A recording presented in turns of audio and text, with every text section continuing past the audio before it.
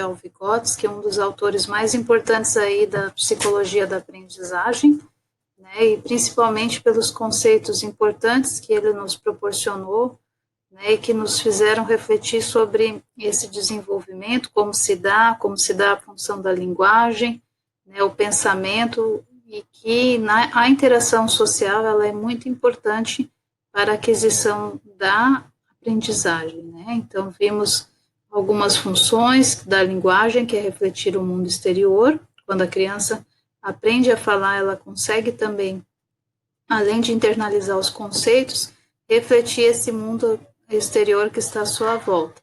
Consegue planejar e determinar o curso de uma ação, né? Ou seja, ela elabora aí um pensamento, um objetivo e consegue atingir o seu objetivo utilizando a linguagem.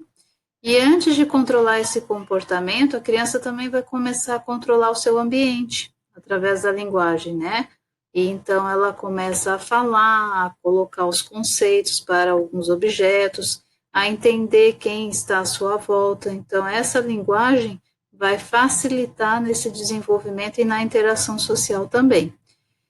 E uma nova organização do pensamento vai acabar gerando aí também pela linguagem, por esta aquisição aí. E a criação dessas características humanas de comportamento vai produzir mais tarde a inteligência, o intelecto, e constitui a base do trabalho produtivo.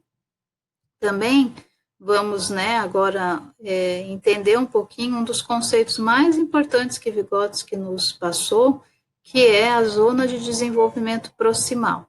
O que seria esse conceito, né, que todos os livros, todos os artigos científicos, sempre que mencionam Vygotsky, falam muito sobre a zona de desenvolvimento proximal. Nada mais é do que a distância do desenvolvimento real, ou seja, é aquilo que a criança ou o adulto já sabe, né, um conceito que ele já entendeu, não precisa da ajuda de ninguém, não precisa da ajuda do outro, até aquele conceito que, digamos assim, é o desenvolvimento proximal, que é aquele que ele não consegue entender, não conseguiu ainda, e que ele vai precisar do intermédio de uma pessoa. Sendo que esta pessoa não precisa ser necessariamente um professor, pode ser uma criança da mesma faixa etária, né, ou um adulto, o pai, a mãe, a tia, enfim. Então, mas precisa de um adulto para ele internalizar esse novo conceito. Então, essa distância do desenvolvimento real, daquilo que ele já sabe, até o novo conceito, que é o desenvolvimento proximal, né, precisa do intermédio de outra pessoa. Então, é isso que ele denominou zona de desenvolvimento proximal. Então, ali, ó, é a distância entre o nível de desenvolvimento real, que se costuma determinar através da solução independente, não precisa de ninguém auxiliando, né, para resolver determinado problema, e o nível de desenvolvimento potencial, ou seja, aquilo que é determinado através da solução de problemas sob a orientação de um adulto, ou em colaboração com próprios companheiros da mesma faixa etária, né, que são mais capazes, que já internalizaram esse conceito. Então, vamos supor, temos aí, para vocês entenderem um exemplo e ficar um pouquinho mais claro, é como se lá no ensino fundamental, né, em relação à disciplina de matemática, a criança já sabe as 4 operações básicas, e ela vai aprender uma nova operação, que seria, por exemplo, a fórmula de Bhaskara. Para entender esse novo conceito, para entender essa nova fórmula, ela vai precisar de alguém para intermediar aí essa aprendizagem, tá? Mas, a princípio, ela já sabe as 4 operações, que vai facilitar.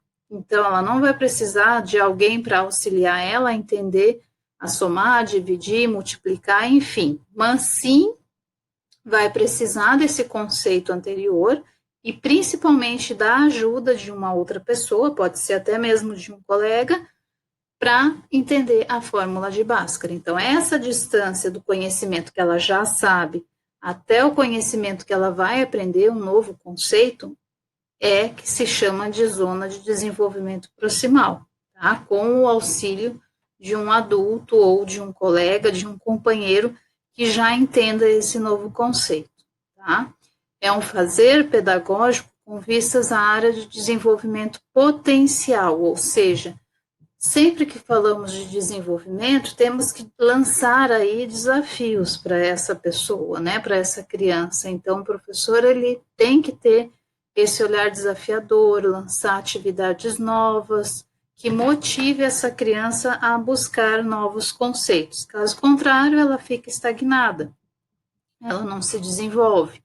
Então, para entender melhor, nós temos aí dois níveis, né? Voltando no conceito da zona de desenvolvimento. O real, que é aquilo que ela já aprendeu, não precisa do auxílio de ninguém, e o desenvolvimento potencial. O que seria esse nível de desenvolvimento potencial? É essa capacidade de resolver um problema com o auxílio de alguém mais velho, ou um adulto. E a criança precisa da intervenção pedagógica externa para colaborar na realização da tarefa. Então, lembrando sempre esses conceitos super importantes. O desenvolvimento real é aquilo que ela já sabe, não precisa do auxílio de ninguém. E o nível de desenvolvimento potencial é aquele nível em que a criança ainda não consolidou, não entendeu um determinado conceito e vai precisar do auxílio de outro, né? E ali fala, o próprio Vygotsky, que todo obstáculo que se interpõe a essa criança, ao realizar uma tarefa ou solucionar um determinado problema, pode fazer com que ela pare de trabalhar e solicite a outra pessoa um auxílio. É mais ou menos quando ela está fazendo uma tarefa, né, da escola, e ela, como não entendeu ainda, né, a fórmula de Bhaskara, já que a gente citou esse exemplo anterior, ela vai, num determinado momento, na conta que ela estiver realizando ali em casa, na tarefa, ela vai precisar de alguém, vai chamar alguém, ó, me auxilia aqui, como que é essa etapa da conta, eu preciso fazer isso, né, mas eu resolvi dessa forma e não consegui chegar num resultado adequado, o que será que eu errei?